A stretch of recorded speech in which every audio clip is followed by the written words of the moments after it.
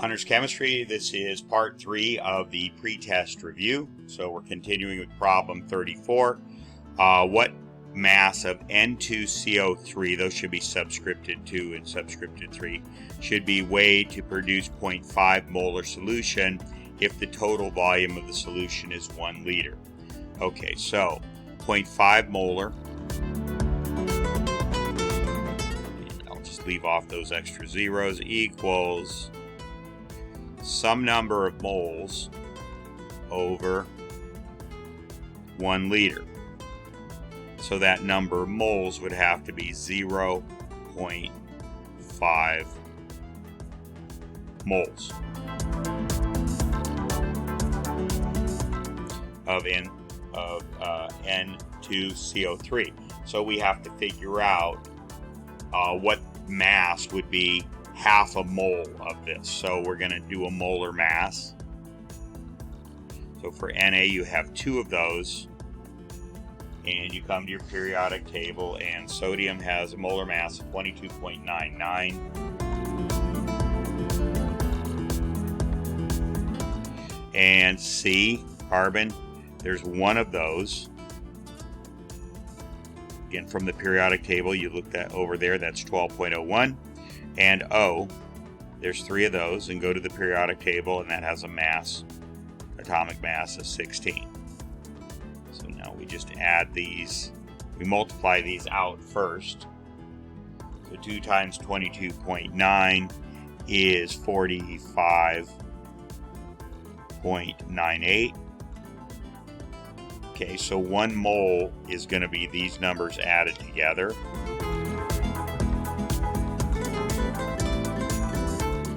And that gives us 105.99 is the molar mass of sodium carbonate. Grams per mole. Okay, but we're only interested in a half a mole. Okay, so what you're going to do is cut that number in half. Alright, so let me do that up here. 0.5 moles times 105.99 grams per mole. Mole cancels. Half of that equals 52.99. We'll call it 53. Okay? So that's going to equal 53 grams. That's what they're asking for. What mass of that should be produced to make 0.5 molar? Okay? So it's going to be 53 grams. So let's review that. Molar means moles per liter. So they made it easy by just making it 1 liter. So it's some number of moles over 1 liter, and that should be 0.5. Well, 1 mole of this substance is going to equal 105.99. But we only want a half a mole because we want it to be 0.5 molar. Okay, so we need to take half of that number. That's what we did right there, and we got 53 grams. Okay, so the answer is 53 grams is what you need to make a 0.5 molar solution. Okay, student wants to determine the specific heat of a piece of aluminum. What equipment would be needed? All right, so let us look at one of the earlier problems. Okay, and that would be this problem right here where you pretty much did that, right? So what did you need? You needed to know masses. Masses require a scale. So we're going to put a scale. You needed something to hold the water in. So that would be some sort of glassware. You could just say glassware. Could be a beaker, could be a cylinder, could be different things. Okay. What else? You need to be able to measure temperature. So that's a thermometer.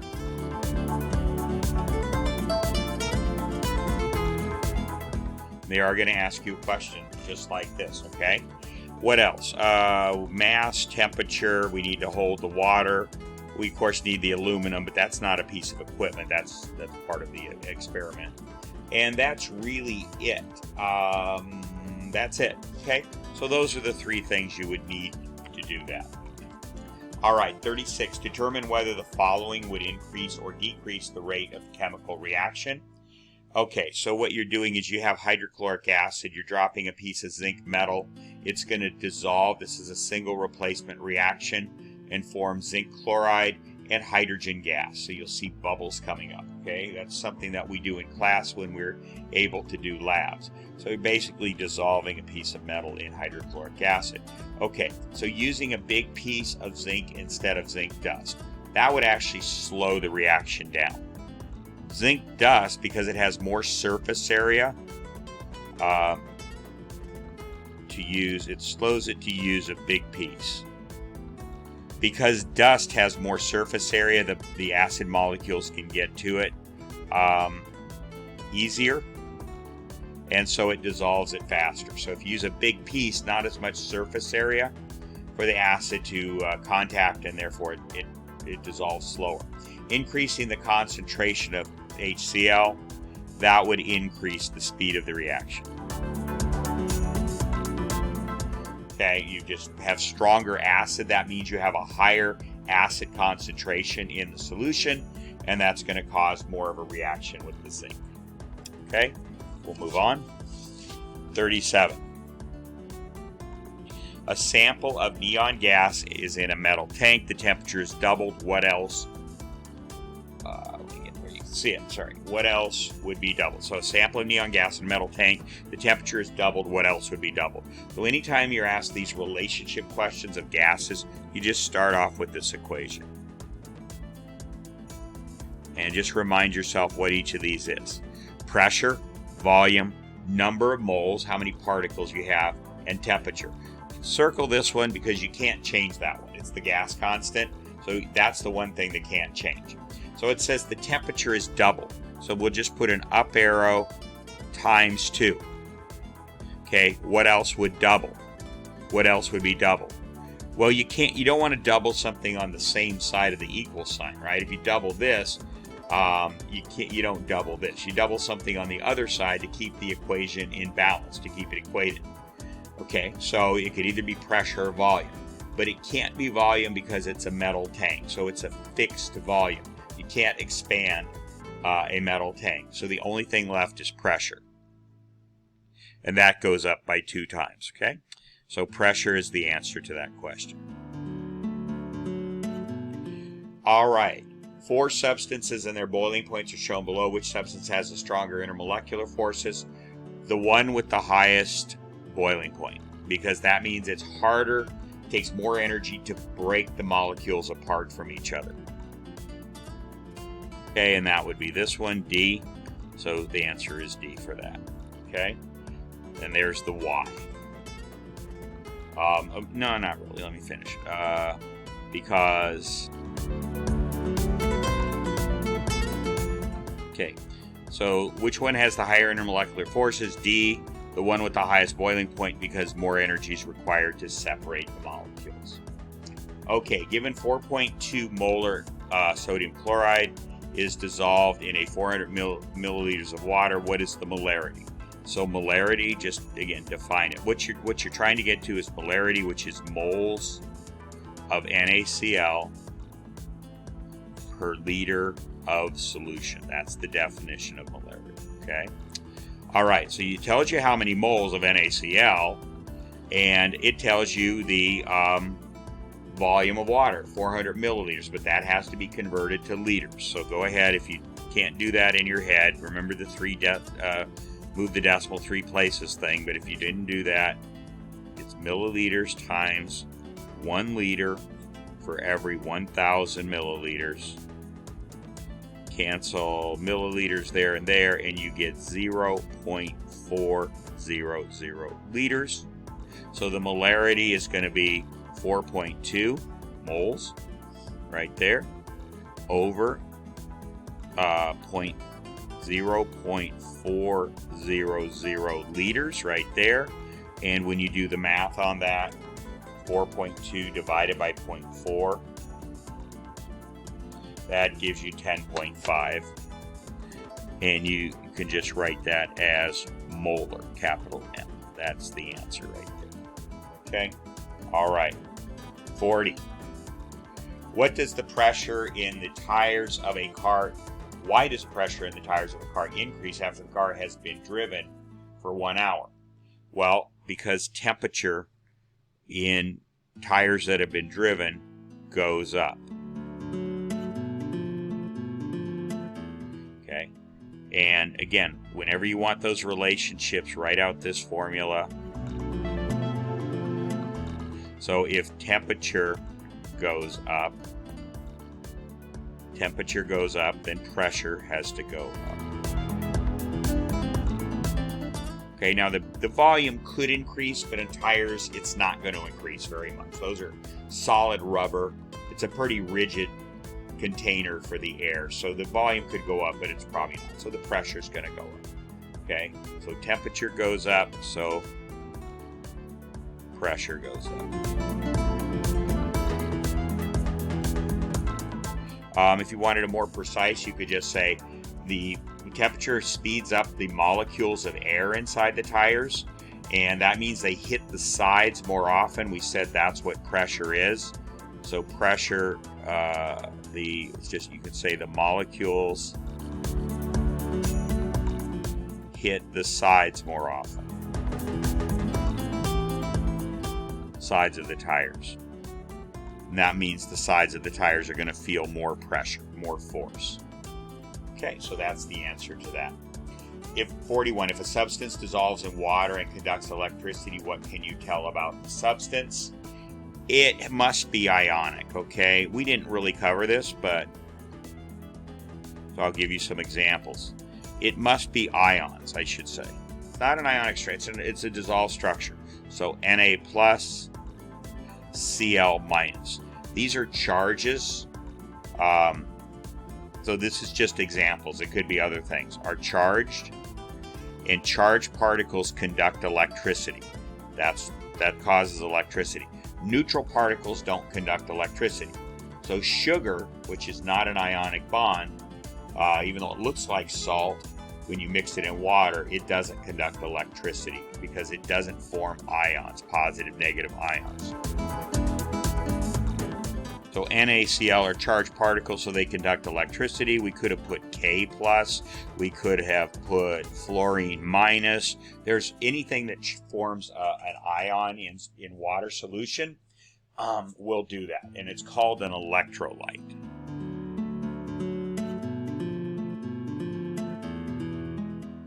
Okay, so that's the answer to that. So it would be something that's ions. So ion is the key word there. Okay, which has the greatest bond strength? So bond strength depends on two things: charge difference and distance. Didn't leave a lot of room for this. Write it here. Depends on one. Charge difference. So 1 plus 1 minus is not as strong as 2 plus 2 minus. Okay, 2 plus 2 minus would be stronger. So that's charge difference. Other thing, number 2, is shorter bond length. Draw a line here because we use this over here. Shorter bond length. So what makes a bond length shorter and stronger is triple bond is stronger than a double bond, and double bond is stronger than a single bond. But we didn't really talk about this. We talked about creating double, triple, and single, double, and triple bonds. But triple bonds are shorter. They pull the atoms closer together, and they're stronger. So triple bond is stronger than a double bond. That makes sense. And a double bond is stronger than a single bond. That makes sense. So when you look at these, they're all of these are 1 plus, 1 minus charges. Lithium fluoride. Lithium is in the first column, so it's a 1 plus. Fluorine is in the halogen, second to last, it's a 1 minus. Cesium bromine, okay, first column, bromine, halogen, second to last, 1 minus. So this is 1 plus, 1 minus. KCl, same thing. K is in the first column, Cl is a halogen, and rubidium iodide is going to be 1 plus, 1 minus. In other words, the charges are all the same. If one of these had been a 2 plus 2 minus, that would have been strong. Okay, so that it doesn't have anything to do with number one, the charge difference. It does have to do with these. And the shortest, and they're all single bonds, by the way. So which one is the shortest bond? So short bond length, it's this one. It's the smallest. These two are the smallest, so they have the shortest length between the bonds. You can see they're the smallest because they're higher up on the periodic table. Lithium and fluoride are both in the second row, so they're going to be much smaller than any of these other three, which are down farther on the periodic table and are going to be bigger, so the bond length is going to be farther. So shortest bond length, number 2 right there, short bond length, makes for a stronger bond. Okay? All right, let's keep going. Why are elements in the halogen group expected to behave similarly?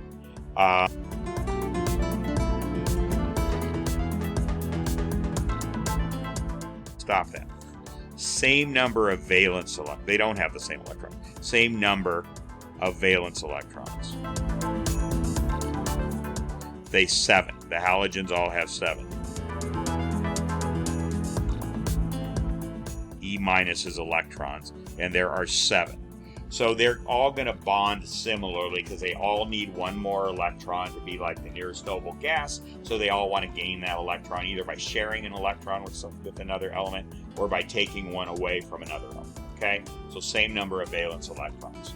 So everything in this group, this halogens, has 7 valence electrons. Okay? All right, let's keep going. 44.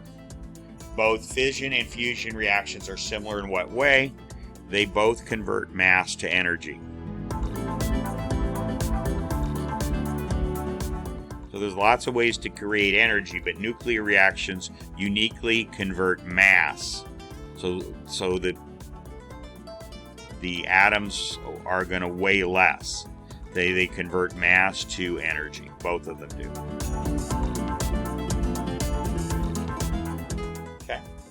Which of the following, 45, which of the following would have the greatest bond strength? And again, hint, triple bond is greater than double bond, is greater than single bond. So you have to diagram these, okay? And you learned how to do this. So let's do CO. So C, do this kind of quickly. There's 1, and carbon has 4 valence electrons because it's the 4th element over in its row. 1, 2, 3, 4.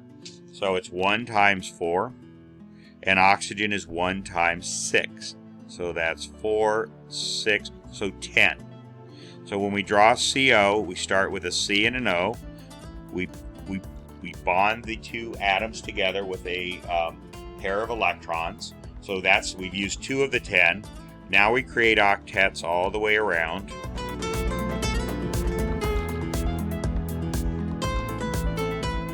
Okay, and now we have 14 electrons. That's too many. We can only have 10. So we need to take away 4. So just probably logical to take away this outside lone pair and this outside lone pair over here. Okay, so now you have 10. Okay, but everybody doesn't have an octet.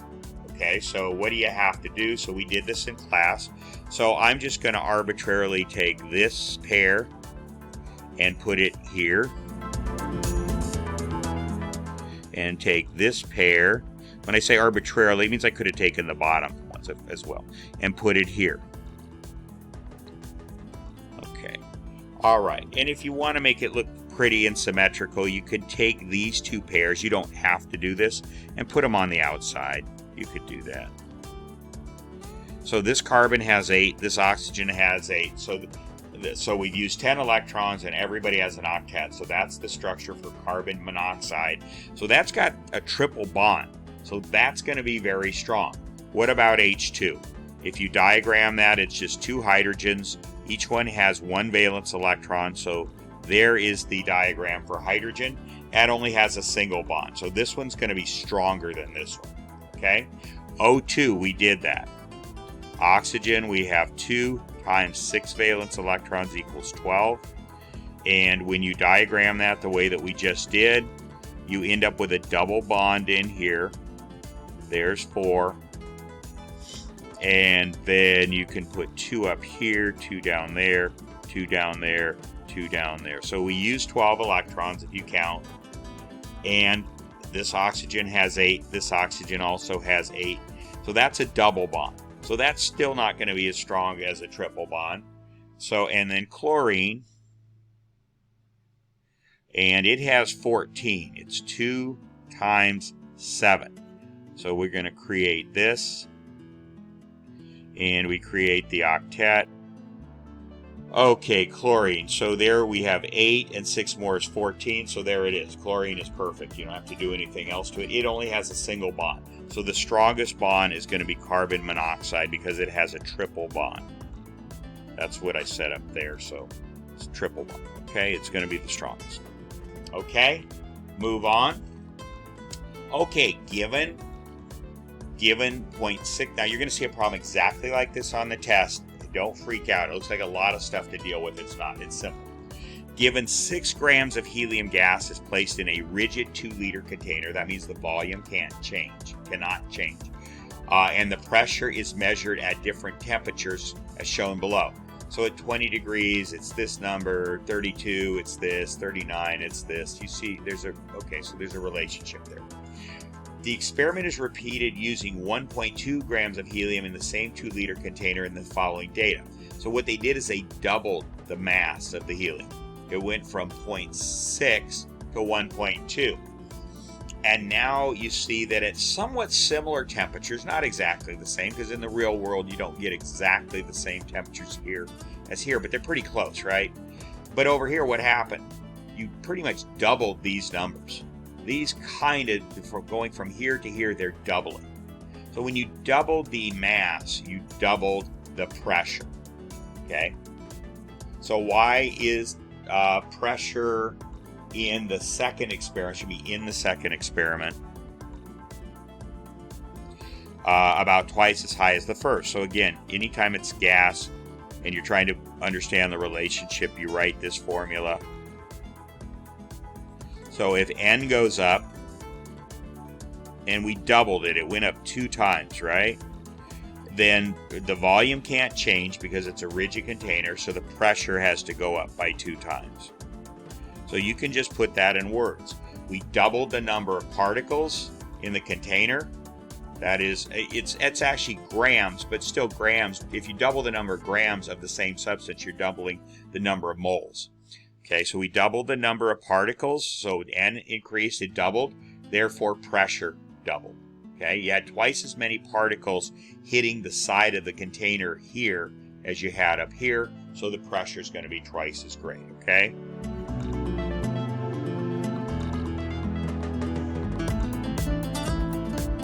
Okay, twice as many particles hitting the side of the container in experiment 2, this one, so pressure doubled. And 47, name 2 ways to decrease the pressure of the gas. Okay, so again, look at this formula. Okay, so it says 2 ways. Well, let's give 3. If we want this to go down, one thing we can do is make volume go up. So increase volume. So when you increase the volume of the container, now we can't really do that here because it's a 2-liter, but I'm just saying in general.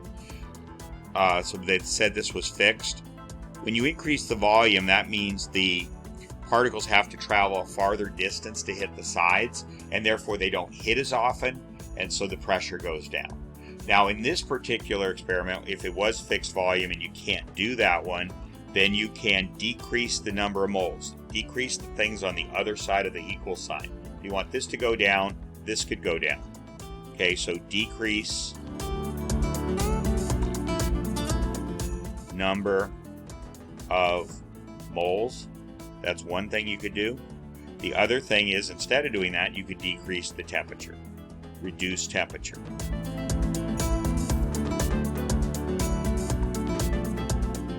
Okay, so all 3 of those things would cause pressure to go down. Okay? All right, that takes care of it for the review. You've got every single answer, so you should get 100% on this assignment, which is your midterm. Okay? Can't make it any easier than that to give you all the answers. But do it before Tuesday if you're in period 3, or Wednesday if you're in period 1, so that you're ready for the test. These are, I just took these straight off the test, changed the numbers. I asked them in free response format rather than multiple choice format. Okay? All right, so good luck. I'll be on for tutoring Friday and Saturday and Monday, and I'll have that in the emails.